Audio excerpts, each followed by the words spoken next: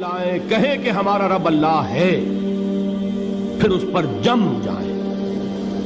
ان پر فرشتوں کا نزول ہوتا ہے، نہ کوئی غم کرو نہ خوف، خوشیاں مناؤ جنت کی جس کا تم سے وعدہ کیا گیا تھا۔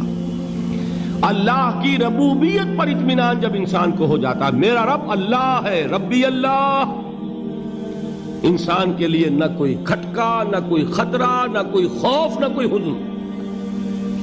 جو کچھ ہو رہا ہے کس کے اذن سے ہو رہا ہے؟ اللہ کے اذن سے۔ اللہ کے اذن کے بغیر پتا تک نہیں ہلتا۔ یہ کوئی اندھا بہرا مادہ نہیں ہے جس سے مجھے کوئی خوف ہو۔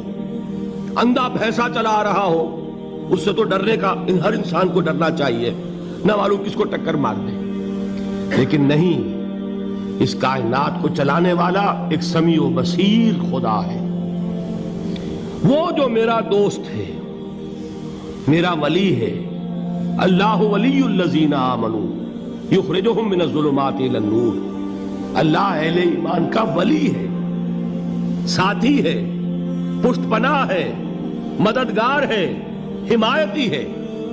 بتائیے جسے یقین ہو جائے کہ اللہ میرا مددگار، اللہ میرا محافظ، اللہ میرا پشت پناہ، اللہ میرا حمایتی، اس کے لیے کوئی خوف ہوگا؟ اس سے کوئی ڈر ہوگا؟ میں مثال دیا کرتا ہوں ایک بہت سادہ پنجاب کے دیہات کی۔ وہ بڑا چودھری ہے اور کوئی غریب کسان ہے۔ اس غریب کسان کے جانوروں کو ہر وقت اندیشہ ہوگا چوری کا، کوئی میری بھینس کھول کر نہ لے جائے، کوئی میرا بیل کھول کر نہ لے جائے۔ لیکن جس کے بارے میں یہ سب کو معلوم ہو کہ وہ جو بڑا چودھری ہے وہ اس کا دوست ہے، اس کی بچیا کو کوئی خوف ہوگا؟ اس کی بھینس پر کوئی ہاتھ ڈالے گا؟ اسے کوئی اندیشہ ہوگا؟ نہیں۔ کیوں؟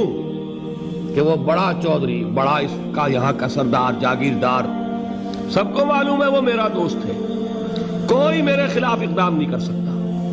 اس دنیا میں یہ چھوٹی سی بات اگر آپ کے دلی اطمینان اور سکون کا باعث بن سکتی ہے تو ذرا تصور کیجئے۔ میں لفظ تصور استعمال کروں گا صرف اس لیے کہ اس کا ہم جس کو کہتے ہیں ادراک اور شعور کر نہیں سکتے، اگر کے ساتھ کر سکتے۔ اگر یقین ہو کہ اللہ میرا مددگار اور یقین ہو کہ اللہ ہر آن میرے ساتھ ہے، پھر کوئی خوف؟ کس کا خوف؟ کوئی شے اللہ سے بالا تر ہے؟ کوئی قوت اس سے زیادہ طاقتور ہے؟ کوئی اس کے ارادے کو بدلنے والا ہے؟ کوئی اس کی مشیت کے آڑے آنے والا ہے؟ یہی بات ہے جو حضور نے فرمائی۔ یہ ایمان کا حاصل ہے لب لباب، کہ دیکھو اچھی طرح اس بات کو ذہن نشین کر لو، اگر تمام انسان مل کر تمہیں کوئی نقصان پہنچانا چاہے نہیں پہنچا سکتے مگر جو کچھ اللہ نے لکھ دیا ہو، اور تمام انسان مل کر تمہیں کوئی نفع پہنچانا چاہے نہیں پہنچا سکتے مگر وہ شے جو اللہ نے طے کر دی۔ آپ پھر میں کہوں گا ذرا طاری کیجئے، اسے فرض کیجئے، اسے سوچئے۔ اگر اس حدیث پر ہمارا دل ٹھکا ہوا ہو تو کسی سے ڈر ہوگا؟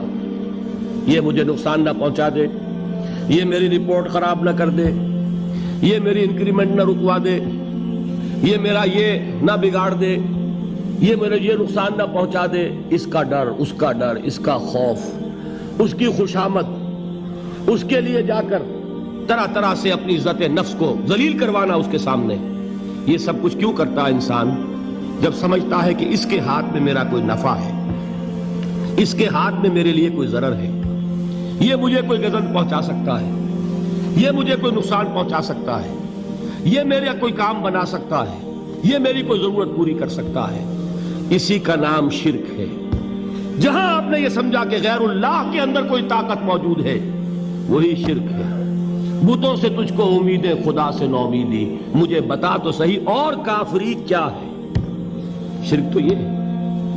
جس پر بھی تمہیں یہ خیال ہے، کلمہ ہے یہ کلمہ سوم، لا حول ولا قوت الا باللہ، ذرا اس پر دل کو کبھی اگر آپ تصور کریں، پھر فرض کریں، دل ٹھک جائے اس پر، کوئی طاقت نہیں۔